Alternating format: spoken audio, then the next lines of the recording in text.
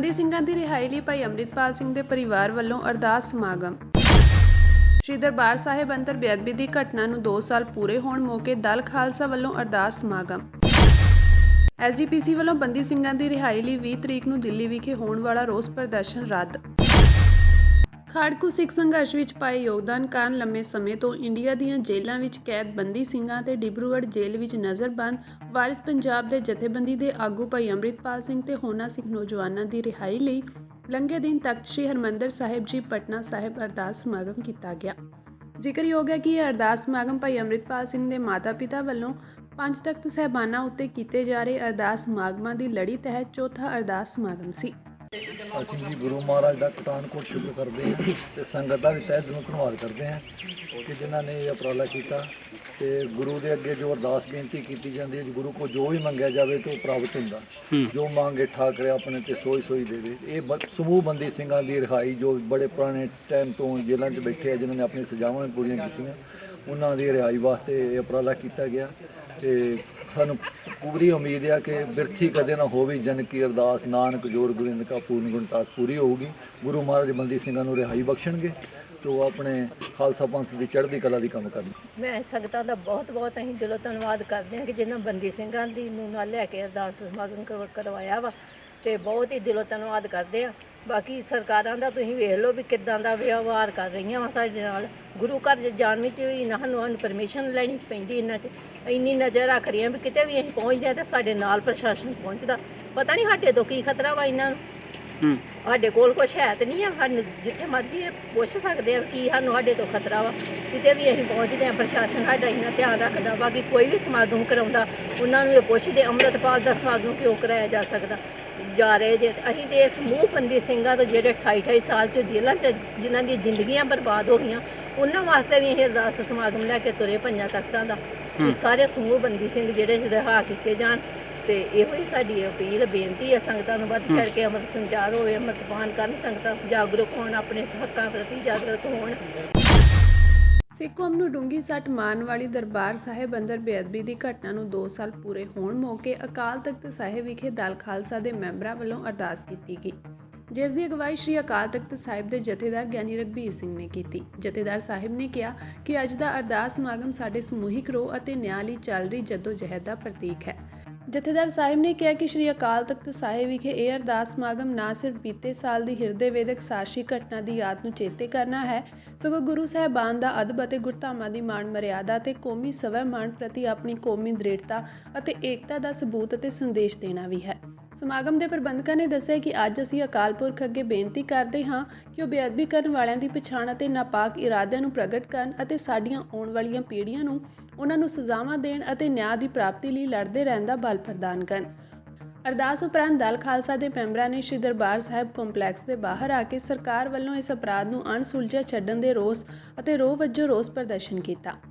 ਤਖਤੀਆਂ ਲੈ ਕੇ ਖੜੇ ਦਲ ਖਾਲਸਾ ਦੇ ਕਾਰਜਕਰਤਾਵਾਂ ਨੇ ਕਿਹਾ ਕਿ ਅਸਲ ਸਾਜ਼ਿਸ਼ਕਰਤਾ ਨੂੰ ਬੇਨਕਾਬ ਕਰਨ ਅਤੇ ਢੁਕਵੀਂ ਸਜ਼ਾ ਦੇਣ ਤੱਕ ਪੰਥ ਖਾਮੋਸ਼ ਨਹੀਂ ਰਹੇਗਾ। ਉਹਨਾਂ ਪੰਜਾਬ ਸਰਕਾਰ, ਪੰਜਾਬ ਪੁਲਿਸ ਅਤੇ ਉਸ ਦੇ ਖੁਫੀਆ ਵਿਭਾਗ ਦੀ ਨਲਾਇਕੀ ਅਤੇ ਨਿਕੰਮੇਪਣ ਦੀ ਰੱਜ ਕੇ ਆਲੋਚਨਾ ਕੀਤੀ।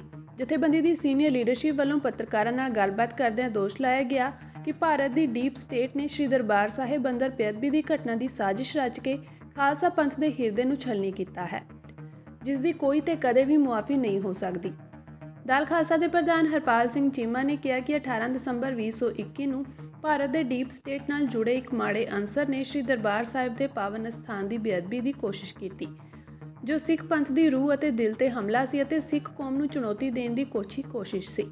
ਭਾਈ ਚੀਮਾ ਨੇ ਕਿਹਾ ਕਿ ਬੇਅਦਬੀ ਦੀ ਇਸ ਹਿਰਦੇ ਵੇਦਕ ਘਟਨਾ ਤੋਂ ਬਾਅਦ ਸਿੱਖ ਪੰਥ ਦਿੱਲੀ ਨਿਜ਼ਾਮ ਦੇ ਤਾਜ਼ਾ ਨਿਸ਼ਾਨੇ ਦਾ ਸ਼ਿਕਾਰ ਬਣਿਆ ਆ ਰਿਹਾ ਹੈ।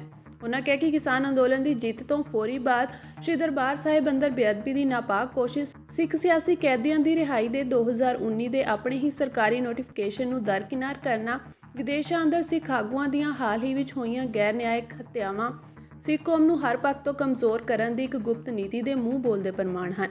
ਉਹਨਾਂ ਆਪਣੀ ਗੱਲ ਦੀ ਪ੍ਰੋੜਤਾ ਲਈ ਕੈਨੇਡਾ ਅਤੇ ਅਮਰੀਕਾ ਸਰਕਾਰਾਂ ਵੱਲੋਂ ਸਬੂਤਾਂ ਸਮੇਤ ਇਹਨਾਂ ਕਤਲਾਂ ਪਿੱਛੇ ਭਾਰਤ ਦੇ ਖੂਫੀਆ ਤੰਤਰ ਦੇ ਲੁਕਵੇਂ ਹੱਥਾਂ ਦੀ ਭੂਮਿਕਾ ਬਾਰੇ ਸੰਕੇਤ ਦਿੱਤੇ ਹਨ। ਉਹਨਾਂ ਦਾ ਹਵਾਲਾ ਦਿੰਦਿਆਂ ਕਿਹਾ ਕਿ ਭਾਰਤ ਦੀ ਖੂਫੀਆ ਏਜੰਸੀਆਂ ਦੇ ਸਿੱਖ ਵਿਰੋਧੀ ਏਜੰਡੇ ਬਾਰੇ ਸਾਡੀ ਰਾਏ ਨੂੰ ਪੁਖਤਾ ਕਰਦੇ ਹਨ। ਦਲ ਖਾਲਸਾ ਦੇ ਸੀਨੀਅਰ ਆਗੂ ਕੰਵਰਪਾਲ ਸਿੰਘ ਨੇ ਕਿਹਾ ਕਿ ਪੰਜਾਬ ਪੁਲਿਸ ਦੀ ਐਡਵਾਂਸ ਬਾਇਓਮੈਟ੍ਰਿਕ ਤਕਨੀਕਾਂ ਤੱਕ ਪਹੁੰਚ ਦੇ ਬਾਵਜੂਦ ਬੇਅਦਬੀ ਦੇ ਦੋਸ਼ੀ ਦੀ ਪਛਾਣ ਦਾ ਇੱਕ ਰਹੱਸ ਬਣਨਾ ਜਾਂਚ ਅਤੇ ਖੁਫੀਆ ਵਿਭਾਗ ਬਾਰੇ ਗੰਭੀਰ ਸਵਾਲ ਖੜੇ ਕਰਦਾ ਹੈ ਅਤੇ ਡੂੰਘੀ ਸਾਜ਼ਿਸ਼ ਵੱਲ ਵੀ ਇਸ਼ਾਰਾ ਕਰਦਾ ਹੈ। ਉਨ੍ਹਾਂ ਕਿਹਾ ਕਿ ਕਿਸਾਨ ਅੰਦੋਲਨ ਤੋਂ ਬਾਅਦ ਸਿੱਖਾਂ ਨੂੰ ਨਿਸ਼ਾਨਾ ਬਣਾਉਣਾ ਭਾਰਤ ਦੀ ਡੀਪ ਸਟੇਟ ਦੇਹਧਾਰੀ ਦਮ ਅਤੇ ਸਿੱਖ ਵਿਰੋਧੀ ਹਿੰਦੂਤਵ ਵਿਚਾਰਧਾਰਕਾਂ ਦੀ ਮਿਲੀ ਭੁਗਤ ਵੱਲ ਸੰਕੇਤ ਦਿੰਦਾ ਹੈ। ਪਾਰਟੀ ਦੇ ਨੌਜਵਾਨ ਬੁਲਾਰੇ ਪਰਮਜੀਤ ਸਿੰਘ ਮਾਨ ਨੇ ਡੀਪ ਸਟੇਟ ਦੀ ਵਿਆਖਿਆ ਕਰਦੇ ਹੋਏ ਕਿਹਾ ਕਿ ਇਸ ਵਿੱਚ ਰਾਜਨੀਤਿਕ ਲੀਡਰਸ਼ਿਪ, ਅਫਸਰਸ਼ਾਹੀ ਅਤੇ ਪੁਲਿਸ ਦੇ ਗੁਪਤ ਸੈੱਲ, ਅਰਧ ਸੈਨਿਕ, ਮਿਲਟਰੀ ਅਤੇ ਖੁਫੀਆ ਤੰਤਰ ਦੀ ਸਮਾਨਾਂਤਰ ਪ੍ਰਣਾਲੀ ਸ਼ਾਮਲ ਹੈ, ਜਿਨ੍ਹਾਂ ਦੇ ਅਧਿਕਾਰ ਖੇਤਰ ਵਿੱਚ ਬੇਸ਼ੁਮਾਰ ਸ਼ਕਤੀਆਂ ਅਤੇ ਅਥਾਹ ਵਸੀਲੇ ਅਤੇ ਬਜਟ ਹੁੰਦਾ ਹੈ। ਉਨ੍ਹਾਂ ਕਿਹਾ ਕਿ ਦੁਨੀਆ ਭਰ ਦੀਆਂ ਸਾਰੀਆਂ ਸਰਕਾਰਾਂ ਕੋਲ ਅਜਿਹਾ ਨੈਟਵਰਕ ਮੌਜੂਦ ਹੈ, ਪਰ ਦਲ ਖਾਲਸਾ ਦਾ ਮੰਨਣਾ ਹੈ ਕਿ ਜੂਨ 1984 ਵਿੱਚ ਸ਼੍ਰੀ ਦਰਬਾਰ ਸਾਹਿਬ ਤੇ ਹਮਲੇ ਤੋਂ ਬਾਅਦ ਭਾਰਤ ਅੰਦਰ ਸਰਕਾਰਾਂ ਵਿੱਚ ਇੱਕ ਸ਼ੈਡੋ ਨੈਟਵਰਕ ਕਾਇਮ ਕੀਤਾ ਗਿਆ ਹੈ। ਚਾਹੇ ਸੱਤਾ ਵਿੱਚ ਕਿਸੇ ਵੀ ਸਿਆਸੀ ਪਾਰਟੀ ਦੀ ਸ਼ਮੂਲੀਅਤ ਹੋਵੇ, ਉਸ ਦਾ ਕਾਰਜ ਸਿੱਖ ਵਿਰੋਧੀ ਏਜੰਡੇ ਨੂੰ ਅੱਗੇ ਵਧਾਉਣਾ ਅਤੇ ਉਸ ਖਿਲਾਫ ਸਾਜ਼ਿਸ਼ਾਂ ਰਚਣੀਆਂ ਹਨ। USA ਨੇ ਇਹ ਸਾਰੇ ਡਿਜ਼ਾਈਨ, ਅਸੀਂ ਲੱਕੀ ਹਾਂ, ਸਿੱਖ ਕੌਮ ਲੱਕੀ ਹੈ ਕਿ USA ਨੇ ਇਹ ਡੀਪ ਸਟੇਟ ਦੇ ਜਿਹੜੇ ਨਫੀਰੀਅਸ ਡਿਜ਼ਾਈਨ ਸੀ, ਨਾਪਾਕ ਇਰਾਦੇ ਸੀ, ਜਿਹੜੀਆਂ ਨੀਤੀਆਂ ਸੀ, ਉਹ ਖੋਲ ਕੇ ਦੁਨੀਆ ਦੇ ਸਾਹਮਣੇ ਰੱਖ ਦਿੱਤੀਆਂ ਨੇ। ਔਰ ਸਾਡੀ ਜਿਹੜੀ ਰਾਏ ਸੀ, ਜਿਹੜੀਆਂ ਸਾਡੀਆਂ ਅਸੀਂ ਜੋ ਕਹਿ ਰਹੇ ਸੀਗੇ, ਉਹ US ਤੇ ਕੈਨੇਡਾ ਨੇ ਪ੍ਰੂਵ ਕਰ ਦਿੱਤਾ ਹੈ ਕਿ ਡੀਪ ਸਟੇਟ ਕਿਸ ਹੱਦ ਤੱਕ ਗਿਰ ਚੁੱਕੀ ਹੈ।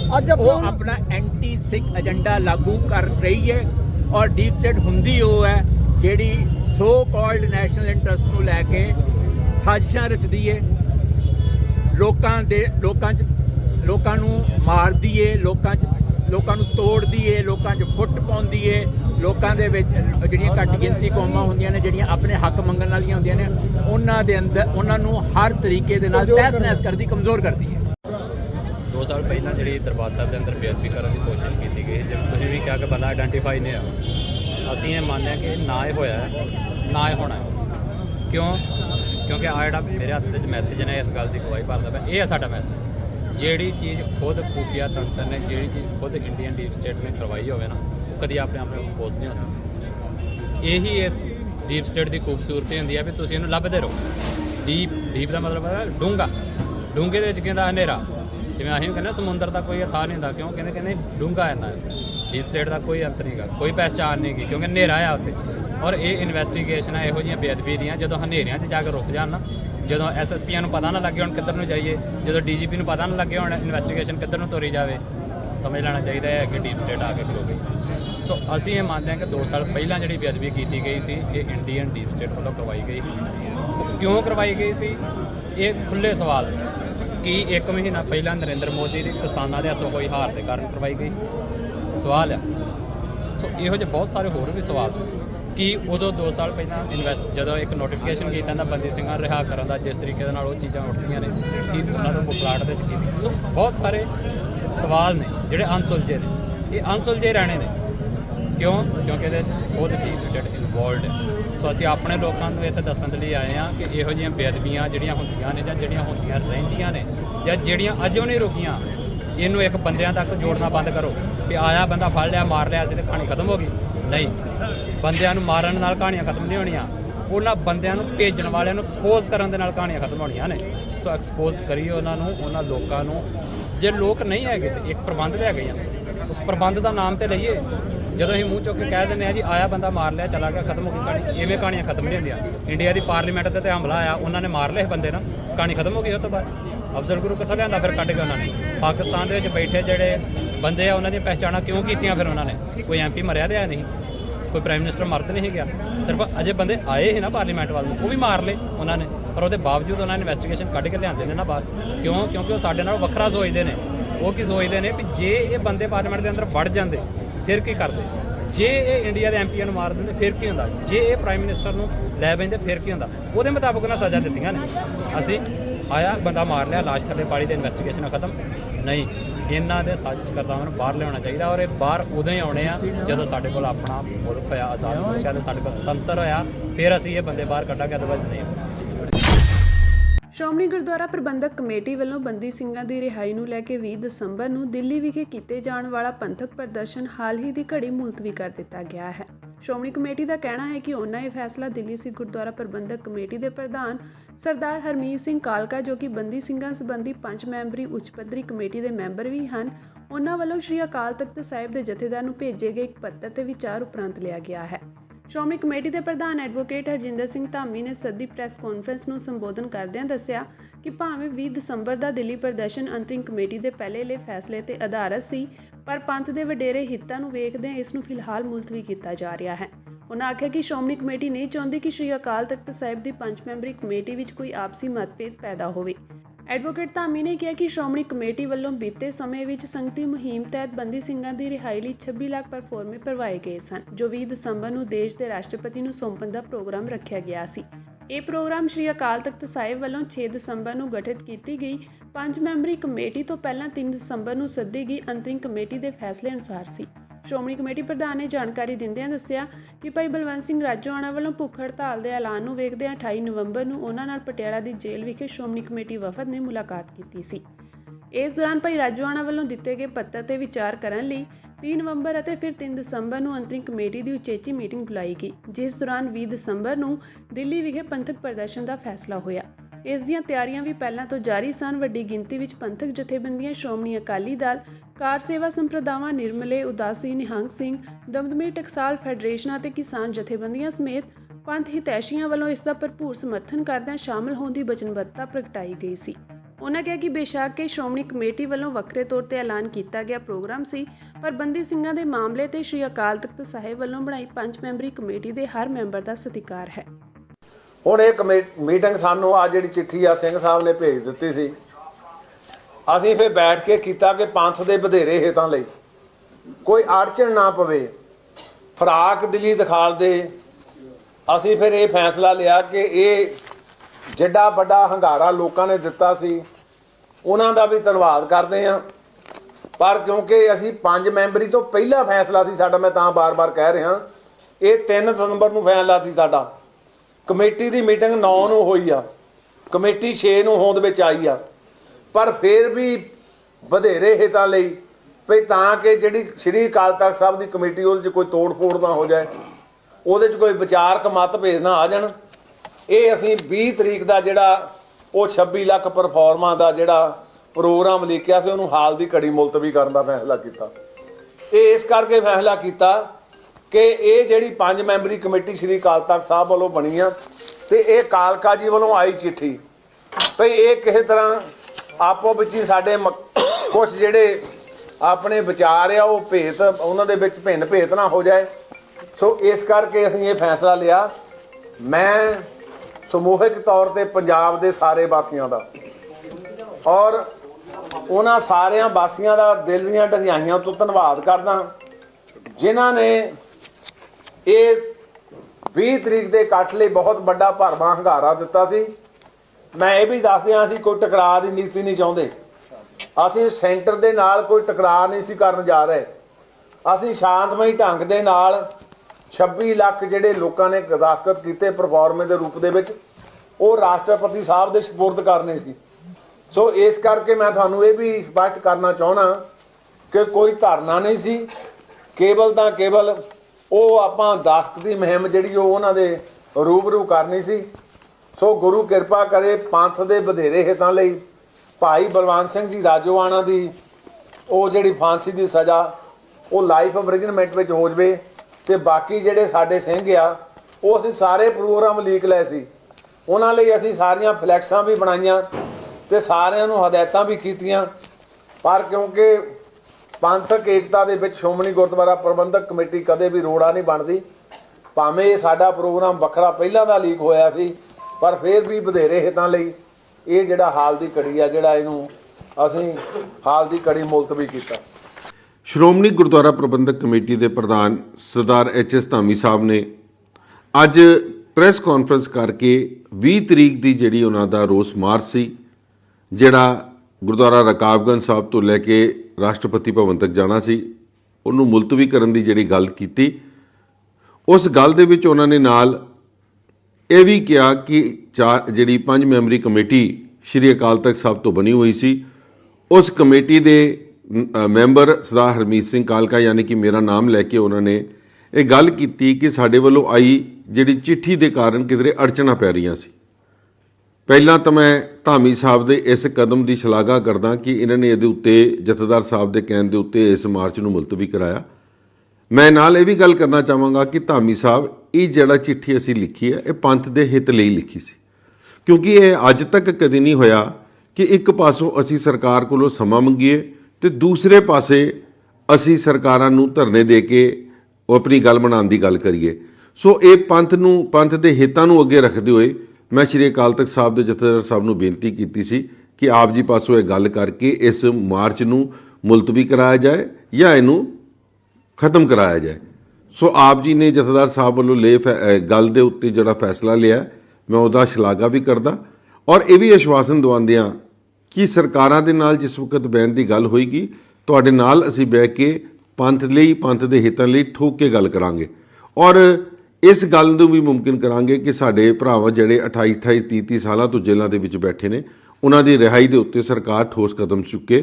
ਇਸ ਕਰਕੇ ਮੈਂ ਇੱਕ ਗੱਲ ਜ਼ਰੂਰ ਆਪ ਜੀ ਪਾਸੋਂ ਵੀ ਔਰ ਸੰਗਤ ਨੂੰ ਵੀ ਬੇਨਤੀ ਕਰਾਂਗਾ, ਜਿੱਥੇ ਵੀ ਕੌਮ ਦੇ ਹਿੱਤਾਂ ਦੀ ਗੱਲ ਆਏਗੀ, ਸਮੂਚੀ ਦਿੱਲੀ ਸਿੱਖ ਗੁਰਦੁਆਰਾ ਪ੍ਰਬੰਧਕ ਕਮੇਟੀ ਔਰ ਸ਼੍ਰੋਮਣੀ ਅਕਾਲੀ ਦਲ ਦਿੱਲੀ ਸਟੇਟ ਹਮੇਸ਼ਾ ਅੱਗੇ ਮੂਹਰੇ ਹੋ ਕੇ ਇਸ ਲੜਾਈ ਦੇ ਵਿੱਚ ਤੁਹਾਡੇ ਨਾਲ ਸਾਥ ਦੇਵਾਂਗੇ। ਮਗਰ ਸ਼੍ਰੀ ਅਕਾਲ ਤਖਤ ਸਾਹਿਬ ਵੱਲੋਂ ਬਣਾਈ ਗਈ ਕਮੇਟੀ ਨੇ ਜੋ ਫੈਸਲਾ ਲਿਆ, ਉਹਦੇ ਉੱਤੇ ਸਾਰਿਆਂ ਨੂੰ ਚੱਲਣਾ ਚਾਹੀਦਾ ਸੀ। ਜੋ ਤੁਸੀਂ ਅੱਜ ਇਹ ਫੈਸਲਾ ਲਿਆ, ਮੈਂ ਇੱਕ ਵਾਰ ਫਿਰ ਤੋਂ ਤੁਹਾਡਾ ਧੰਨਵਾਦ ਕਰਦਾ। ਦਿੱਲੀ ਦੀ ਰਾਉਜ਼ ਐਵੇਨਿਊ ਅਦਾਲਤ ਨੇ ਕਾਂਗਰਸੀ ਆਗੂ ਜਗਦੀਸ਼ ਟਾਈਟਲਰ ਦੇ ਵਕੀਲ ਨੂੰ 1984 ਪੁਲਬੰਗਸ ਸਿੱਖ ਕਤਲੇਆਮ ਵਿੱਚ ਦਿੱਲੀ ਪੁਲਿਸ ਅਤੇ ਸੀਬੀਆਈ ਵੱਲੋਂ ਦਰਜ FIRs ਦੀ ਸੂਚੀ ਅਤੇ ਜਾਂਚ ਦੇ ਨਤੀਜੇ ਦੇਣ ਲਈ ਕਿਹਾ ਹੈ। ਅਦਾਲਤ ਵੱਲੋਂ ਮਾਮਲੇ ਦੀ ਸੁਣਵਾਈ 9 ਜਨਵਰੀ 2024 ਤੱਕ ਮੁਲਤਵੀ ਕਰ ਦਿੱਤੀ ਗਈ ਹੈ। ਇਸ ਤੋਂ ਪਹਿਲਾਂ 21 ਨਵੰਬਰ 2023 ਨੂੰ 1984 ਦੇ ਪੁਲਬੰਗਸ ਵਿੱਚ ਸਿੱਖਾਂ ਦੇ ਕਤਲੇਆਮ ਮਾਮਲੇ ਵਿੱਚ ਕਾਂਗਰਸੀ ਆਗੂ ਜਗਦੀਸ਼ ਟਾਈਟਲਰ ਵਿਰੁੱਧ ਦੋਸ਼ ਆਇਦ ਕਰਨ ਦੀ ਸੁਣਵਾਈ ਮੁਲਤਵੀ ਕਰ ਦਿੱਤੀ ਗਈ ਸੀ। ਇਸ ਮੌਕੇ ਟਾਈਟਲਰ ਦੇ ਵਕੀਲ ਮਨੂ ਸ਼ਰਮਾ ਨੇ ਸੁਣਵਾਈ ਮੁਲਤਵੀ ਕਰਨ ਦੀ ਮੰਗ ਕਰਦਿਆਂ ਕਿਹਾ ਸੀ ਕਿ ਜਾਂਚ ਏਜੰਸੀ ਨੇ ਹਜੇ ਤੱਕ ਉਹਨਾਂ ਨੂੰ ਸਾਰੇ ਪ੍ਰਮਾਣਿਤ ਦਸਤਾਵੇਜ਼ਾਂ ਦੀਆਂ ਕਾਪੀਆਂ ਮੁਹੱਈਆ ਨਹੀਂ ਕਰਵਾਈਆਂ ਹਨ। ਇਸ ਤੋਂ ਬਾਅਦ ਅਦਾਲਤ ਨੇ ਮਾਮਲੇ ਦੀ ਸੁਣਵਾਈ 18 ਦਸੰਬਰ ਤੱਕ ਮੁਲਤਵੀ ਕਰ ਦਿੱਤੀ ਸੀ। ਇਸ ਤੋਂ ਪਹਿਲਾਂ 5 ਅਗਸਤ ਨੂੰ ਸੈਸ਼ਨ ਕੋਰਟ ਨੇ ਟਾਈਟਲਰ ਨੂੰ ਅਗਾਊਂ ਜ਼ਮਾਨਤ ਦਿੱਤੀ ਸੀ। ਟਾਈਟਲਰ ਨੂੰ ਦਿੱਤੀ ਗਈ ਜ਼ਮਾਨਤ ਦਾ ਦਿੱਲੀ ਸਿੱਖ ਗੁਰਦੁਆਰਾ ਪ੍ਰਬੰਧਕ ਕਮੇਟੀ ਨੇ ਵਿਰੋਧ ਕੀਤਾ ਸੀ, ਜੋ ਪੀੜਤਾਂ ਦਾ ਕੇਸ ਲੜ ਰਹੀ ਹੈ। ਦਿੱਲੀ ਕਮੇਟੀ ਦੇ ਬੈਨਰ ਹੇਠ ਪੀੜਤ ਪਰਿਵਾਰਾਂ ਨੇ ਟਾਈਟਲਰ ਦੀ ਪੇਸ਼ੀ ਮੌਕੇ ਰਾਉਜ਼ ਐਵੇਨਿਊ ਅਦਾਲਤ ਦੇ ਬਾਹਰ ਜ਼ੋਰਦਾਰ ਪ੍ਰਦਰਸ਼ਨ ਕੀਤਾ ਸੀ। ਪੀੜਤ ਪਰਿਵਾਰਾਂ ਦਾ ਕਹਿਣਾ ਹੈ ਕਿ ਅਸੀਂ ਅਦਾਲਤ ਦਾ ਸਤਿਕਾਰ ਕਰਦੇ ਹਾਂ, ਪਰ ਇਸ ਮਾਮਲੇ ਵਿੱਚ ਟਾਈਟਲਰ ਨੂੰ ਜ਼ਮਾਨਤ ਦੇਣਾ ਉਚਿਤ ਨਹੀਂ ਹੈ। ਅਸੀਂ ਇਸ ਦੇ ਖਿਲਾਫ ਹਾਈ ਕੋਰਟ ਵਿੱਚ ਅਪੀਲ ਕਰਾਂਗੇ। ਅਸੀਂ 39 ਸਾਲ ਤੋਂ ਇਨਸਾਫ ਲਈ ਇਹ ਲੜਾਈ ਲੜ ਰਹੇ ਹਾਂ। ਵੱਡਾ ਜੁਰਮ ਹੋਇਆ ਹੈ, ਸਾਨੂੰ ਇਨਸਾਫ ਚਾਹੀਦਾ ਹੈ। ਇਲਜ਼ਾਮ ਹਨ ਕਿ ਟਾਈਟਲਰ ਨੇ ਪੁਲਬੰਗਸ ਵਿੱਚ ਭੀੜ ਨੂੰ ਭੜਕਾਇਆ ਸੀ, ਜਿਸ ਤੋਂ ਬਾਅਦ ਭੀੜ ਨੇ ਗੁਰਦੁਆਰਾ ਸਾਹਿਬ ਨੂੰ ਅੱਗ ਲਗਾ ਦਿੱਤੀ ਅਤੇ ਉਸੇ ਅੱਗ ਵਿੱਚ 3 ਲੋਕਾਂ ਨੂੰ ਜ਼ਿੰਦਾ ਸਾੜ ਦਿੱਤਾ ਗਿਆ। ਟਾਈਟਲਰ ਖੁਦ ਵੀ ਇਸ ਵਿੱਚ ਸ਼ਾਮਿਲ ਸੀ। ਪੀੜਤਾਂ ਦਾ ਕਹਿਣਾ ਹੈ ਕਿ ਜਿਸ ਤਰ੍ਹਾਂ ਸੱਜਣ ਕੁਮਾਰ ਨੂੰ ਅਦਾਲਤ ਨੇ ਸਜ਼ਾ ਸੁਣਾਈ ਹੈ, ਉਸੇ ਤਰ੍ਹਾਂ ਅਸੀਂ ਟਾਈਟਲਰ ਨੂੰ ਵੀ ਸਜ਼ਾ ਦੇਣ ਦੀ ਮੰਗ ਕਰਦੇ ਹਾਂ। ਅਕਾਲੀ ਆਗੂ ਵਿਕਰਮ ਮਜੀਠੀਆ NDPS ਤਹਿਤ ਦਰਜ ਮਾਮਲੇ ਵਿੱਚ ਪਟਿਆਲਾ ਵਿਖੇ ਪੰਜਾਬ ਪੁਲਿਸ ਦੀ ਵਿਸ਼ੇਸ਼ ਜਾਂਚ ਟੀਮ ਸਾਹਮਣੇ ਪੇਸ਼ ਹੋਈ। ਇਸ ਮੌਕੇ ਦਫ਼ਤਰ ਦੇ ਨੇੜੇ ਸਖਤ ਸੁਰੱਖਿਆ ਪ੍ਰਬੰਧ ਕੀਤੇ ਗਏ ਸਨ। SIT ਦੀ ਅਗਵਾਈ ਵਧੀਕ director general of police Mukhwinder Singh Chhina ਕਰ ਰਹੇ ਹਨ। ਦਫ਼ਤਰ ਪਹੁੰਚਣ ਤੋਂ ਪਹਿਲਾਂ ਮਜੀਠੀਆ ਨੇ ਕਿਹਾ ਕਿ ਉਹ ਕਾਨੂੰਨ ਦੀ ਪਾਲਣਾ ਕਰਨ ਵਾਲੇ ਨਾਗਰਿਕ ਹਨ ਅਤੇ ਉਹਨਾਂ ਨੂੰ ਕਾਨੂੰਨ ਵਿੱਚ ਪੂਰਾ ਭਰੋਸਾ ਹੈ। ਸ਼੍ਰੋਮਣੀ ਅਕਾਲੀ ਦਲ ਦੇ ਆਗੂ ਵਿਕਰਮ ਮਜੀਠੀਆ 7 ਦਿਨ ਪਹਿਲਾਂ ਜਾਰੀ ਹੋਏ ਨੋਟਿਸ ਦੇ ਮਾਮਲੇ ਵਿੱਚ ਜਾਂਚ ਕਮੇਟੀ ਅੱਗੇ ਪੇਸ਼ ਹੋਣ ਲਈ ਅੱਜ ਪਟਿਆਲਾ ਪਹੁੰਚੇ ਸਨ। ਵਿਕਰਮ ਮਜੀਠੀਆ ਦੇ ਨਾਲ ਵੱਡੀ ਗਿਣਤੀ ਵਿੱਚ ਉਹਨਾਂ ਦੇ ਸਮਰਥਕ ਵੀ ਸ਼ਾਮਿਲ ਸਨ। ਪੇਸ਼ੀ ਤੋਂ ਪਹਿਲਾਂ ਉਹਨਾਂ ਨੇ ਮੁੱਖ ਮੰਤਰੀ ਭਗਵੰਤ ਮਾਨ ਨੂੰ ਚੁਣੌਤੀ ਦਿੱਤੀ ਕਿ ਸ਼ਹੀਦੀ ਮਹੀਨਾ ਖਤਮ ਹੋਣ ਤੋਂ ਬਾਅਦ ਉਹ ਉਹਨਾਂ ਨੂੰ ਜਵਾਬ ਦੇਣਗੇ। ਵਿਕਰਮ ਮਜੀਠੀਆ ਨੇ ਕਿਹਾ ਕਿ ਆਮ ਆਦਮੀ ਪਾਰਟੀ ਦੇ ਸੁਪਰੀਮੋ ਅਰਵਿੰਦ ਕੇਜਰੀਵਾਲ ED ਤੋਂ ਭਗੌੜੇ ਹਨ, ਪਰ ਉਹ ਸੀਟ ਤੋਂ ਨਹੀਂ ਭੱਜਣਗੇ। ਉਹਨਾਂ ਕਿਹਾ ਕਿ ਉਹ ਪੁਲਿਸ ਅਤੇ ਕਾਨੂੰਨ ਦਾ ਸਤਿਕਾਰ ਕਰਦੇ ਹਨ, ਪਰ ਜਿਸ ਤਰ੍ਹਾਂ ਆਪ ਸਰਕਾਰ ਸਰਕਾਰੀ ਅਮਲੇ ਦੀ ਦੁਰਵਰਤੋਂ ਕਰ ਰਹੀ ਹੈ, ਇਹ ਠੀਕ ਨਹੀਂ ਹੈ। ਮਜੀਠੀਆ ਨੇ ਅੱਗੇ ਕਿਹਾ ਕਿ SIT ਮੁਖੀ 31 ਦਸੰਬਰ ਨੂੰ ਸੇਵਾ ਮੁਕਤ ਹੋ ਰਹੇ ਹਨ। ਉਹਨਾਂ ਦੀ ਸੇਵਾ ਮੁਕਤੀ ਤੋਂ ਪਹਿਲਾਂ ਮੁੱਖ ਮੰਤਰੀ ਭਗਵੰਤ ਮਾਨ ਨੂੰ ਆਪਣੀ ਅਗਵਾਈ ਹੇਠ SIT ਬਣਾ ਲੈਣੀ ਚਾਹੀਦੀ ਹੈ। ਵਿਕਰਮ ਮਜੀਠੀਆ ਨੇ ਮੁੱਖ ਮੰਤਰੀ ਨੂੰ ਚੁਣੌਤੀ ਦਿੱਤੀ ਕਿ ਉਹ ਭੱਜਣ ਵਾਲੇ ਨਹੀਂ ਹਨ। ਜਦੋਂ ਸ਼ਹੀਦੀ ਮਹੀਨਾ ਖਤਮ ਹੋਵੇਗਾ, ਉਹ ਆਪਣੀ ਹਰ ਗੱਲ ਦਾ ਜਵਾਬ ਦੇਣਗੇ। ਅਕਾਲੀ ਆਗੂ ਮਜੀਠੀਆ ਨੇ ਕਿਹਾ ਕਿ ਜੇਕਰ SIT ਕੋਲ ਸਬੂਤ ਹਨ ਤਾਂ ਅਦਾਲਤ ਵਿੱਚ ਪੇਸ਼ ਕੀਤੇ ਜਾਣ। 2 ਸਾਲ ਬਾਅਦ ਅਜਿਹਾ ਕੀ ਹੋਇਆ ਕਿ ਉਹਨਾਂ ਨੂੰ ਮੁੜ ਸਮਨ ਭੇਜੇ ਗਏ। ਉਹਨਾਂ ਕਿਹਾ ਕਿ ਜੋ ਵੀ ਮੁੱਖ ਮੰਤਰੀ ਭਗਵੰਤ ਮਾਨ ਵਿਰੁੱਧ ਬੋਲਦਾ ਹੈ, ਉਸ ਨੂੰ ਕਿਸੇ ਨਾ ਕਿਸੇ ਮਾਮਲੇ ਵਿੱਚ ਸਮਨ ਜਾਰੀ ਕਰ ਦਿੱਤੇ ਜਾਂਦੇ ਹਨ। ਗ੍ਰਿਫਤਾਰੀ ਤੇ ਮਜੀਠੀਆ ਨੇ ਕਿਹਾ ਕਿ ਪਿੰਜਰੇ ਸ਼ੇਰਾਂ ਲਈ ਹਨ, ਉਹ ਗ੍ਰਿਫਤਾਰੀ ਤੋਂ ਨਹੀਂ ਡਰਦੇ। ਦੱਸ ਦਈਏ ਕਿ 1 ਹਫ਼ਤੇ ਪਹਿਲਾਂ ਸਮਨ ਮਿਲਣ ਤੇ ਵਿਕਰਮ ਮਜੀਠੀਆ ਨੇ ਇੱਕ ਵੀਡੀਓ ਜਾਰੀ ਕਰਕੇ ਕਿਹਾ ਸੀ ਕਿ ਉਹ ਜਿਸ ਦੀ ਉਡੀਕ ਕਰ ਰਹੇ ਸਨ, ਉਹੀ ਹੋਇਆ ਹੈ। ਉਹਨਾਂ ਨੂੰ ਉਮੀਦ ਸੀ ਕਿ ਮੁੱਖ ਮੰਤਰੀ ਭਗਵੰਤ ਮਾਨ ਉਹਨਾਂ ਨੂੰ ਬੁਲਾ ਲੈਣਗੇ, ਪਰ ਉਹਨਾਂ ਨੇ ਅਜਿਹਾ ਨਹੀਂ ਕੀਤਾ। ਸਗੋਂ ਗ੍ਰਹਿ ਮੰਤਰਾਲੇ ਅਧੀਨ ਪੁਲਿਸ ਵੱਲੋਂ ਉਹਨਾਂ ਨੂੰ ਨੋਟਿਸ ਭੇਜਿਆ ਗਿਆ। ਮਜੀਠੀਆ ਨੇ ਕਿਹਾ ਕਿ ਜੇਕਰ ਮੁੱਖ ਮੰਤਰੀ ਮਾਨ ਨੇ ਖੁਦ ਉਹਨਾਂ ਨੂੰ ਨੋਟਿਸ ਭੇਜਿਆ ਹੁੰਦਾ ਤਾਂ ਉਹਨਾਂ ਨੂੰ ਜ਼ਿਆਦਾ ਖੁਸ਼ੀ ਹੋਣੀ ਸੀ, ਵਿਕਰਮ ਮਜੀਠੀਆ ਨੇ ਖੁੱਲ੍ਹੀ ਚੁਣੌਤੀ ਦਿੱਤੀ ਹੈ ਕਿ ਉਹ ਉਹਨਾਂ ਨੂੰ ਕਮਜ਼ੋਰ ਨੇਤਾ ਨਾ ਸਮਝਣ। ਜਦੋਂ ਵੀ ਅਸੀਂ ਗੱਲ ਕਰਾਂਗੇ ਅਸੀਂ ਉੱਚੀ ਆਵਾਜ਼ ਵਿੱਚ ਕਰਾਂਗੇ। ਮੁੱਖ ਮੰਤਰੀ ਤੇ ਜਿੰਨਾ ਹੋ ਸਕੇ ਦਬਾਅ ਪਾਵਾਂਗੇ। ਇਨ੍ਹਾਂ ਚਾਲਾਂ ਪੁਲਿਸ ਅਤੇ ਏਜੰਸੀਆਂ ਦੀ ਤਾਕਤ ਨਾਲ ਉਹਨਾਂ ਨੂੰ ਦਬਾਇਆ ਜਾਣਾ ਸੰਭਵ ਨਹੀਂ ਹੈ। ਕਾਂਗਰਸ ਸਰਕਾਰ ਨੇ ਮਜੀਠੀਆ ਵਿਰੁੱਧ ਮੁਹਾਲੀ ਵਿੱਚ NDPS ਐਕਟ ਤਹਿਤ ਪਰਚਾ ਦਰਜ ਕੀਤਾ ਸੀ। ਇਸ ਮਾਮਲੇ ਵਿੱਚ ਮਜੀਠੀਆ 24 ਫਰਵਰੀ 2022 ਨੂੰ ਪਟਿਆਲਾ ਜੇਲ੍ਹ ਗਏ ਸਨ। 10 ਅਗਸਤ 2022 ਨੂੰ ਹਾਈ ਕੋਰਟ ਨੇ ਮਜੀਠੀਆ ਨੂੰ ਜ਼ਮਾਨਤ ਦਿੱਤੀ ਅਤੇ ਉਹ 11 ਅਗਸਤ ਨੂੰ ਬਾਹਰ ਆਏ ਸਨ। ਦੇਖੋ ਅਸੀਂ ਕੇਜਰੀਵਾਲ ਤੇ ਦਾਸ 'ਚ ਇੱਕੋ ਫਰਕ ਹੈ। ਕੇਜਰੀਵਾਲ ਨੂੰ ਐਨਫੋਰਸਮੈਂਟ ਡਾਇਰੈਕਟਰ ਨੇ ਭੱਜਿਆ ਤੇ ਸੱਦਿਆ ਤੇ ਉਹ ਭੱਜ ਗਿਆ, ਉਹ ਭਗੌੜਾ ਹੋ ਗਿਆ ਤੇ ਭੱਜਿਆ ਵੀ ਕਿਹਦੇ ਜਹਾਜ਼ 'ਚ? ਕੇਜਰੀਵਾਲ ਇਹਦੇ ਭਗਵੰਤ ਮਾਨ ਦੇ ਜਹਾਜ਼। ਭਾਈ ਅਸੀਂ ਅੱਜ ਕਿਉਂਕਿ ਇਹ ਸਪਤਾਹ ਚੱਲਦਾ ਸ਼ਹੀਦੀ ਸਪਤਾਹ ਔਰ ਜ਼ੁਲਮ ਦੇ ਖਿਲਾਫ ਲੜਨਾ, ਹੱਕ ਸੱਚ ਖਲੋਣਾ ਇੱਕ ਗੁਰਸਿੱਖ ਦੀ ਜ਼ਿੰਮੇਵਾਰੀ ਹੈ। ਮੈਂ ਕਾਨੂੰਨ ਦਾ ਸਤਿਕਾਰ ਕਰਦਾ, ਕਾਨੂੰਨ 'ਚ ਵਿਸ਼ਵਾਸ ਰੱਖਦਾ। ਧੱਕਾ ਸਰਕਾਰ ਜੀ ਸੱਦ ਕੇ ਕਰੇ। ਮੇਰਾ ਗੁਨਾਹ ਇਹ ਹੈ ਕਿ 9 ਤਰੀਕ ਨੂੰ ਮੈਂ ਧੀ ਬੇਟੀ ਦੇ ਹੱਕ 'ਚ ਖਲੋਤਾ ਸੀ। CM ਸਾਹਿਬ ਨੂੰ ਇਹ ਗੱਲ ਚੰਗੀ ਨਹੀਂ ਲੱਗੀ ਤੇ ਮੈਨੂੰ 11 ਨੂੰ ਸੱਦਾ ਪੱਤਰ ਕਟਾ ਲਿਆ।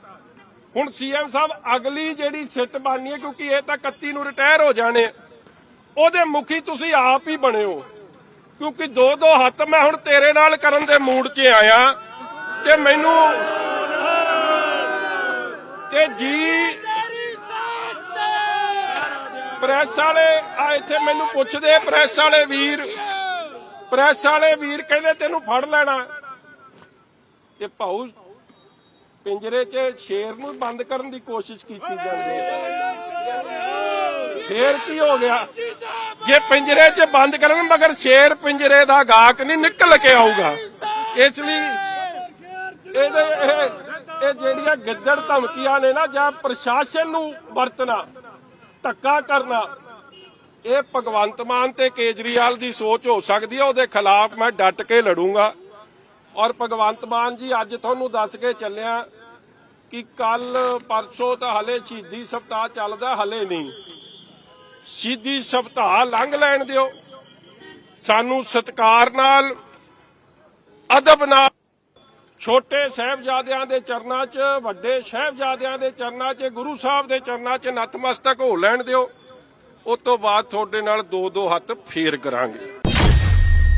ਪਾਕਿਸਤਾਨ ਦੇ ਜ਼ਿਲ੍ਹਾ ਨਾਰੋਵਾਲ ਵਿੱਚ ਗੁਰਦੁਆਰਾ ਸ਼੍ਰੀ ਦਰਬਾਰ ਸਾਹਿਬ ਕਰਤਾਰਪੁਰ ਸਾਹਿਬ ਵਿੱਚ ਸ਼ੇਰੇ ਪੰਜਾਬ ਮਹਾਰਾਜਾ ਰਣਜੀਤ ਸਿੰਘ ਦਾ ਆਦਮਕਦ ਬੁੱਤ ਸਥਾਪਿਤ ਕੀਤਾ ਗਿਆ ਹੈ।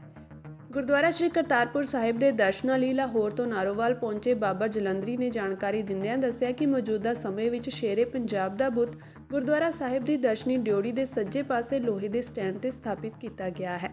ਉਹਨਾਂ ਦਾ ਕਹਿਣਾ ਹੈ ਕਿ ਇੱਥੇ ਇਹ ਬੁੱਤ ਬਿਲਕੁਲ ਸੁਰੱਖਿਅਤ ਹੈ। ਇਹ 9 ਫੁੱਟ ਉੱਚਾ ਬੁੱਤ ਫਾਈਬਰ ਗਲਾਸ ਅਤੇ ਕਾਂਸੀ ਨਾਲ ਬਣਾਇਆ ਗਿਆ ਹੈ।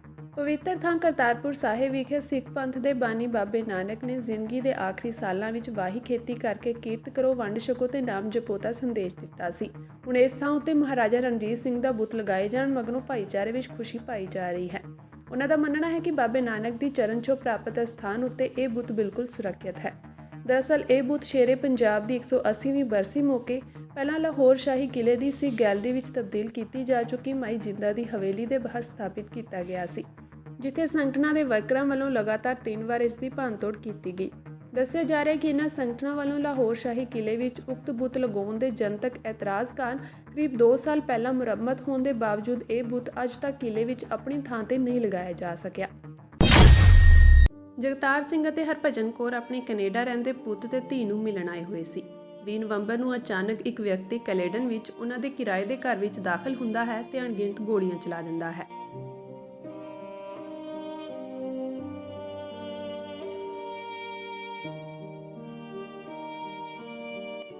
ਹਮਲਾਵਰ ਨੂੰ ਸਭ ਤੋਂ ਪਹਿਲਾਂ ਬਾਥਰੂਮ ਵਿੱਚੋਂ ਨਿਕਲ ਰਹੇ ਜਗਤਾਰ ਸਿੰਘ ਟੱਕਰਦੇ ਨੇ ਤੇ ਉਹਨਾਂ ਤੇ ਗੋਲੀਆਂ ਚਲਾਉਂਦਾ ਹੈ। 57 ਸਾਲਾ ਜਗਤਾਰ ਸਿੰਘ ਦੀ ਛਾਤੀ ਵਿੱਚ ਗੋਲੀ ਲੱਗਦੀ ਹੈ ਤੇ ਉਹਨਾਂ ਦੀ ਮੌਕੇ ਤੇ ਹੀ ਮੌਤ ਹੋ ਗਈ। ਹਮਲਾਵਰ ਨਾਲ ਦੇ ਕਮਰੇ ਵਿੱਚ ਮੌਜੂਦ ਜਗਤਾਰ ਸਿੰਘ ਦੀ ਕੈਨੇਡੀਅਨ ਨਾਗਰਿਕ ਧੀ ਦੇ 13 ਗੋਲੀਆਂ ਮਾਰਦਾ ਹੈ।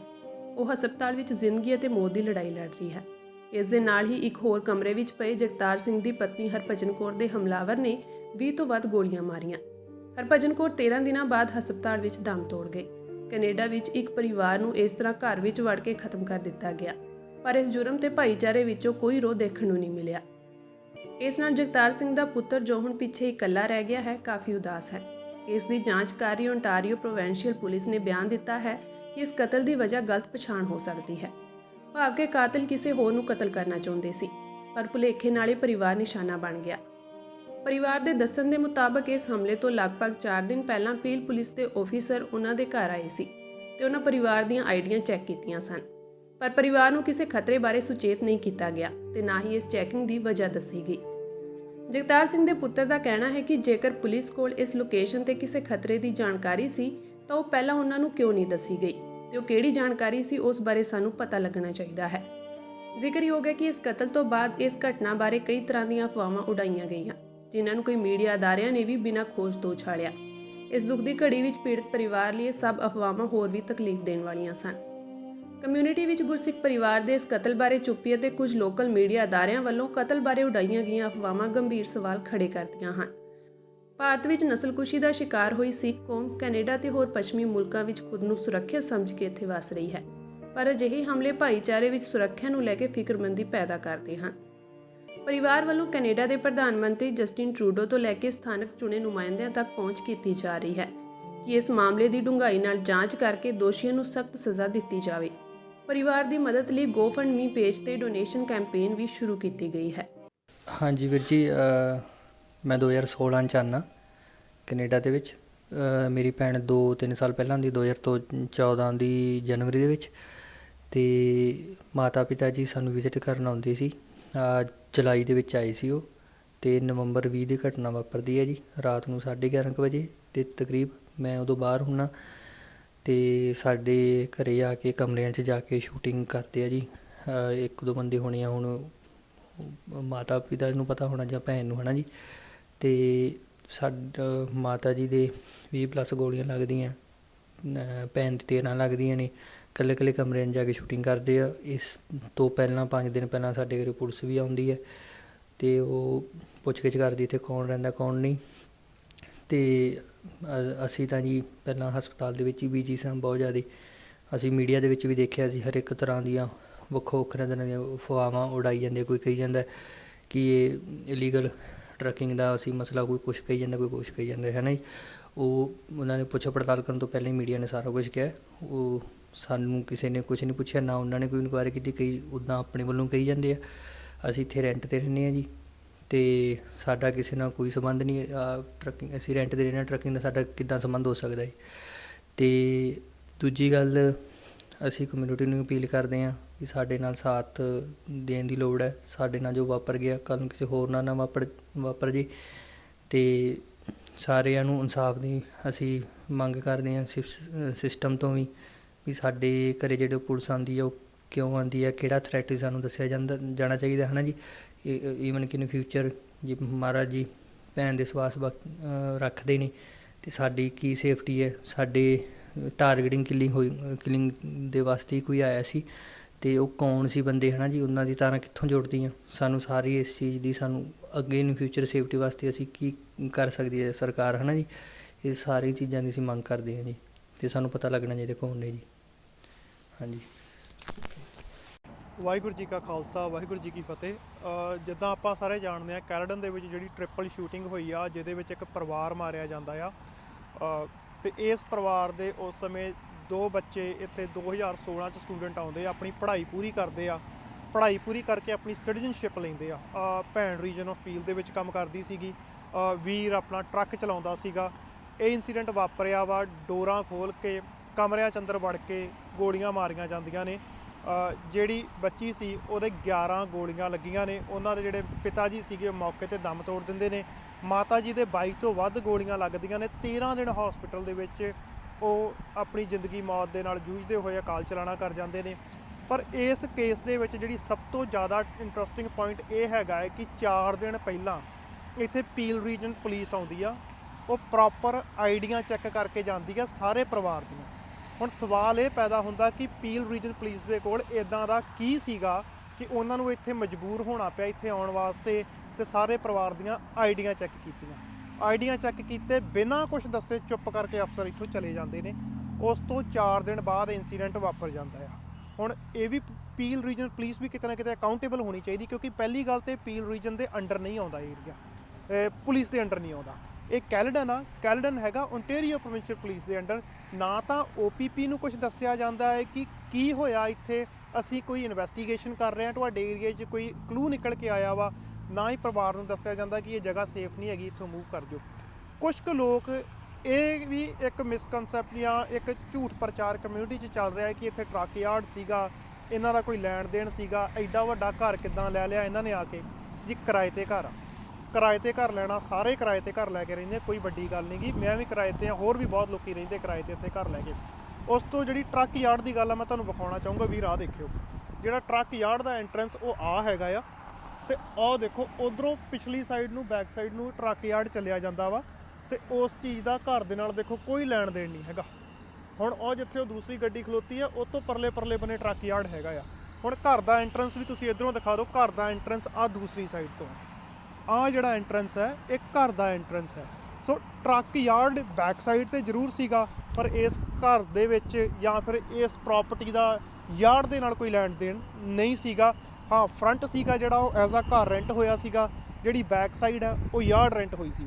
ਕਈ ਲੋਕੀ ਕਹਿ ਰਹੇ ਕਿ ਇਲੀਗਲ ਟਰੱਕ ਯਾਰਡ ਸੀਗਾ, ਇਲੀਗਲ ਨਹੀਂ ਆ। ਇਸ ਯਾਰਡ ਨੂੰ ਟੈਂਪਰੇਰੀ ਜ਼ੋਨਿੰਗ ਮਿਲੀ ਸੀਗੀ। ਇਸ ਮੇਫੀਲਡ ਰੋਡ ਦੇ ਉੱਪਰ ਬਹੁਤ ਸਾਰੇ ਯਾਰਡ ਹੈਗੇ ਆ ਜਿਨ੍ਹਾਂ ਦੇ ਕੋਲ ਟੈਂਪਰੇਰੀ ਪਰਮਿਟ ਸੀਗੇ। ਜਿਹੜਾ ਨੈਕਸਟ ਯਾਰਡ ਆ ਉਹ ਵੀ ਟੈਂਪਰੇਰੀ ਪਰਮਿਟ ਸੀ ਉਹਨਾਂ ਕੋਲ। ਈਵਨ ਕਿ ਜੇ ਆਪਾਂ ਥੋੜ੍ਹਾ ਜਿਹਾ ਈਸਟ ਚਲੇ ਜਾਈਏ, ਇੱਧਰ ਵੀ ਕਾਫੀ ਯਾਰਡ ਨੇ ਜਿਹੜੇ ਟਾਊਨ ਨੇ ਖਾਲੀ ਕਰਵਾਏ ਨੇ, ਉਹਨਾਂ ਦੇ ਕੋਲ ਵੀ ਟੈਂਪਰੇਰੀ ਜ਼ੋਨਿੰਗ ਸੀਗੀ। ਟੈਂਪਰੇਰੀ ਜ਼ੋਨਿੰਗ ਦਾ ਮਤਲਬ ਇਹ ਹੁੰਦਾ ਹੈ ਕਿ ਕੁਝ ਕੁ ਸਮੇਂ ਵਾਸਤੇ ਤੁਹਾਨੂੰ ਇਹ ਕੰਮ ਕਰਨ ਦੀ ਸਿਟੀ ਨੇ, ਟਾਊਨ ਨੇ ਆਗਿਆ ਦਿੱਤੀ ਸੀਗੀ। ਪਰ ਇਹਨਾਂ ਦਾ ਕੋਰਟ 'ਚ ਇਹ ਕੇਸ ਚੱਲ ਰਿਹਾ ਸੀਗਾ ਕਿ ਸਾਡੇ ਹੁਣ ਬਿਜ਼ਨਸ ਐਸਟੈਬਲਿਸ਼ ਹੋ ਗਏ ਨੇ, ਸਾਨੂੰ ਜਿਹੜੀ ਐਕਸਟੈਂਸ਼ਨ ਦਿੱਤੀ ਜਾਵੇ ਜਾਂ ਫਿਰ ਸਾਡੇ ਪਰਮਿਟ ਨੇ ਉਹ ਪਰਮਾਨੈਂਟ ਕੀਤੇ ਜਾਣ। ਪਰ ਟਾਊਨ ਇਹ ਕੇਸ ਜਿੱਤ ਗਿਆ ਤੇ ਇਹ ਜਗ੍ਹਾ ਉਹਨਾਂ ਨੂੰ ਖਾਲੀ ਕਰਨੀ ਪਈ। ਹੁਣ ਇਹਨਾਂ ਜਿਹੜੇ ਮਿਸਕਨਸੈਪਟ, ਜਿਹੜੀਆਂ ਚੀਜ਼ਾਂ ਫਲਾਈਆਂ ਜਾ ਰਹੀਆਂ ਕਮਿਊਨਿਟੀ 'ਚ, ਝੂਠ ਫੈਲਾਇਆ ਜਾ ਰਿਹਾ, ਪਲੀਜ਼ ਇਸ ਚੀਜ਼ ਤੋਂ ਬਚੋ। ਇਸ ਮਾੜੇ ਸਮੇਂ ਦੇ ਵਿੱਚ ਪਰਿਵਾਰ ਦਾ ਸਾਥ ਦਿਓ। ਓਨਟਾਰੀਓ ਪ੍ਰੋਵਿੰਸ਼ੀਅਲ ਪੁਲਿਸ ਦਾ ਇਹ ਕਹਿਣਾ ਆ ਕਿ ਇਹ ਮਿਸਟੇਕਨ ਆਈਡੈਂਟੀਟੀ ਦਾ ਕੇਸ ਆ। ਜੇ ਮਿਸਟੇਕਨ ਆਈਡੈਂਟੀਟੀ ਦਾ ਕੇਸ ਆ ਤਾਂ ਕਿਹਨੂੰ ਮਾਰਨਾ ਸੀ ਪੁਲਿਸ ਨੇ? ਕੋਈ ਤਾਂ ਟਾਰਗੇਟ ਹੋਊਗਾ। ਜੇ OPP ਨੇ ਇੰਨੀ ਗੱਲ ਕਹੀ ਆ ਤਾਂ ਉਸ ਤੋਂ ਬਾਅਦ ਇਹਨਾਂ ਸਾਰੇ ਪਰਿਵਾਰ ਦੇ OPP ਨੇ ਪ੍ਰੋਪਰ ਸੈੱਲਫੋਨ ਡਾਊਨਲੋਡ ਕੀਤੇ ਨੇ, ਜਿਹਦੇ ਵਿੱਚੋਂ ਹਰੇਕ ਡੇਟਾ OPP ਦੇ ਸਿਸਟਮ ਦੇ ਵਿੱਚੋਂ ਹੋ ਕੇ ਗਿਆ ਵਾ। ਜੇ ਕਿਸੇ ਵੀ ਗਲਤ ਕੰਮ 'ਚ ਇਨਵੋਲਵਮੈਂਟ ਹੁੰਦੀ ਤਾਂ OPP ਨੇ ਦੱਸਣਾ ਨਹੀਂ ਸੀਗਾ ਕਿ ਤੁਸੀਂ ਇਸ ਚੀਜ਼ 'ਚ ਇਨਵੋਲਵ। OPP ਨੇ ਸਟੇਟਮੈਂਟ ਦਿੱਤੀ ਹੈ ਕਿ ਕਹਿੰਦੇ ਜੀ ਟੋਰਾਂਟੋ ਸਟਾਰ 'ਚ ਨਿਊਜ਼ ਲੱਗੀ ਹੈ ਕਿ ਕੇਸ ਆਫ ਮਿਸਟੇਕਨ ਆਈਡੈਂਟੀਟੀ। ਤੇ ਕਮਿਊਨਿਟੀ ਨੂੰ ਵੀ ਰਿਕੁਐਸਟ ਹੈ ਕਿ ਪਲੀਜ਼ ਝੂਠੀਆਂ ਅਫਵਾਹਾਂ ਤੋਂ ਬਚੋ। ਇੱਥੇ ਕੁਝ ਕੁ ਮੀਡੀਆ ਆਪਣੀਆਂ ਰੋਟੀਆਂ ਸੇਕਣ ਵਾਸਤੇ ਬਿਨਾਂ ਪ੍ਰੋਪਰ ਡਿਊ ਡਿਲੀਜੈਂਸ ਕੀਤੇ ਇਹੋ ਜਿਹੀਆਂ ਘਟੀਆ ਹਰਕਤਾਂ ਕਰ ਰਿਹਾ ਵਾ। ਇਹ ਕਿਸੇ ਦੇ ਪਰਿਵਾਰ ਮਾਰੇ ਜਾਣ ਤੇ ਆਪਣੀਆਂ ਰੋਟੀਆਂ ਸੇਕ ਰਿਹਾ। ਪਲੀਜ਼ ਰਿਕੁਐਸਟ ਇੱਦਾਂ ਨਾ ਕਰੋ। ਜਿੱਦਣ ਆਪਣੇ ਪਰਿਵਾਰ 'ਚ ਇੱਦਾਂ ਦਾ ਕੁਝ ਵਾਪਰੂਗਾ ਉਦੋਂ ਮੈਂ ਦੇਖੂੰਗਾ ਕਿ ਕੀ ਤੁਸੀਂ ਇੱਦਾਂ ਦੀਆਂ ਖਬਰਾਂ ਲਾਉਂਦੇ ਹੋ ਕਿ ਇਲੀਗਲ ਬਿਜ਼ਨਸ ਸੀਗਾ, ਇਹ ਲੋਕੀ ਇਲੀਗਲ ਕੰਮ ਕਰਦੇ ਸੀਗੇ। ਇੱਥੇ ਰੀਜਨ ਆਫ ਪੀਲ ਦੇ ਵਿੱਚ ਕੰਮ ਕਰਨ ਵਾਲੀ ਲੜਕੀ ਕੀ ਇਲੀਗਲ ਕੰਮ ਕਰ ਸਕਦੀ ਹੈ? ਜਿਹਦੇ ਬੰਦੇ ਕੋਲ ਆਪਣਾ ਇੱਕ ਟਰੱਕ ਹੈ ਉਹ ਕੀ ਗਲਤ ਕੰਮ ਕਰ ਸਕਦਾ ਹੈ? ਦੱਸੋ। ਜਿਨ੍ਹਾਂ ਬੰਦਿਆਂ ਦੇ ਇਲੀਗਲ ਬਿਜ਼ਨਸ ਹੁੰਦੇ ਆ, ਕੀ ਉਹ ਤੁਸੀਂ ਕਦੀ GoFundMe ਤੇ ਆਪਣੇ ਪਰਿਵਾਰ ਦੇ ਇਲਾਜ ਵਾਸਤੇ ਪੈਸੇ ਇਕੱਠੇ ਕਰਦੇ ਦੇਖੇ ਆ? ਪਲੀਜ਼ ਅੱਜ ਇਸ ਪਰਿਵਾਰ ਦੇ ਨਾਲ ਇੰਸੀਡੈਂਟ ਵਾਪਰਿਆ, ਕਿਸੇ ਨਾਲ ਵੀ ਇਹ ਚੀਜ਼ ਹੋ ਸਕਦੀ ਆ। ਈਵਨ ਕਿ ਜਿਹੜੇ ਜਿੰਨੇ ਇਲੈਕਟਡ ਅਫੀਸ਼ੀਅਲਸ ਨੇ, ਮੈਂ ਕਿਸੇ ਇੱਕ ਨੂੰ ਨਹੀਂ ਕਹਿੰਦਾ, ਜਿੰਨੇ MP MPPs ਕਾਉਂਸਲਰ ਜਿੰਨੇ ਵੀ ਆ, ਜਦੋਂ ਇਲੈਕਸ਼ਨਾਂ ਹੁੰਦੀਆਂ ਵਾ, ਤੁਸੀਂ ਕਹਿੰਦੇ ਹੋ ਕਿ ਅਸੀਂ ਕਮਿਊਨਿਟੀ ਦੀ ਆਵਾਜ਼ ਆ, ਅਸੀਂ ਕਮਿਊਨਿਟੀ ਦੇ ਰਿਪਰੈਜ਼ੈਂਟੇਟਿਵਸ ਹੈਗੇ ਆ। ਪਲੀਜ਼ ਹੱਥ ਬੰਨ੍ਹ ਕੇ ਬੇਨਤੀ ਆ ਕਿ ਅੱਜ ਕਮਿਊਨਿਟੀ ਦੇ ਨਾਲ ਖਲੋਣ ਦਾ ਸਮਾਂ, ਇਸ ਪਰਿਵਾਰ ਦੇ ਨਾਲ ਖਲੋਣ ਦਾ ਸਮਾਂ ਆ। ਨਹੀਂ ਤਾਂ ਜਦੋਂ ਆਪਾਂ ਇਹੋ ਜਿਹੀਆਂ ਗੱਲ ਕਰਦੇ ਕਿ ਅਸੀਂ ਕਮਿਊਨਿਟੀ ਦੀ ਆਵਾਜ਼ ਬਣਾਂਗੇ ਜਾਂ ਕਮਿਊਨਿਟੀ ਦੇ ਨਾਲ ਖਲੋਵਾਂਗੇ, ਜੇ ਅੱਜ ਹੀ ਨਹੀਂ ਅਸੀਂ ਖਲੋਤੇ ਤਾਂ ਫਿਰ ਸਾਡਾ ਇਹਨਾਂ ਪੋਜੀਸ਼ਨਸ ਦੇ ਉੱਪਰ ਬਹਿਣ ਦਾ ਕੀ ਫਾਇਦਾ? ਈਵਨ ਕਿ ਕਮਿਊਨਿਟੀ ਨੂੰ ਵੀ ਰਿਕੁਐਸਟ ਹੈਗੀ ਆ ਕਿ ਪਲੀਜ਼ ਥੋੜ੍ਹਾ ਬਹੁਤ ਪ੍ਰੈਸ਼ਰ ਕ੍ਰੀਏਟ ਕੀਤਾ ਜਾਵੇ। ਇਹ ਇਨਵੈਸਟੀਗੇਸ਼ਨ ਸਿਰਫ ਇੰਨਾ ਕਹਿ ਕੇ ਨਾ ਬੰਦ ਕਰ ਦਿੱਤੀ ਜਾਵੇ ਕਿ ਇਹ ਮਿਸਟੇਕਨ ਆਈਡੈਂਟੀਟੀ ਦਾ ਕੇਸ ਆ। ਜਿਨ੍ਹਾਂ ਨੇ ਇਹ ਕੰਮ ਕੀਤਾ ਉਹ ਸਾਹਮਣੇ ਆਉਣੇ ਚਾਹੀਦੇ ਆ, ਉਹਨਾਂ ਨੂੰ ਸਜ਼ਾ ਹੋਣੀ ਚਾਹੀਦੀ ਆ। ਤੇ ਨਾਲ ਦੀ ਨਾਲ ਜਿੰਨਾ ਪੰਜਾਬੀ ਮੀਡੀਆ, ਮੇਰੀ ਉਹਨਾਂ ਨੂੰ ਰਿਕੁਐਸਟ ਹੈਗੀ ਆ, ਇੱਥੇ ਦੋ ਜਣੇ ਆਪਸ 'ਚ ਲੜ ਪੈਣ, ਕੋਈ ਗੱਡੀ 'ਚੋਂ ਨਿਕਲ ਕੇ ਕਿਸੇ ਨੂੰ ਗਾਲ ਕੱਢ ਦੇ, ਤੁਸੀਂ ਹਫਤਾ ਉਹ ਚੀਜ਼ਾਂ ਚਲਾਉਂਦੇ ਜੇ। ਪਲੀਜ਼ ਇੰਨਾ ਵੱਡਾ ਇੰਸੀਡੈਂਟ ਵਾਪਰ ਗਿਆ, ਤੁਹਾਡੀ ਕਮਿਊਨਿਟੀ 'ਚ ਸਾਰਾ ਪਰਿਵਾਰ ਮਾਰਿਆ ਗਿਆ, ਤੁਸੀਂ ਇੱਕ ਸ਼ਬਦ ਨਹੀਂ ਬੋਲਿਆ ਉਸ ਚੀਜ਼ ਬਾਰੇ।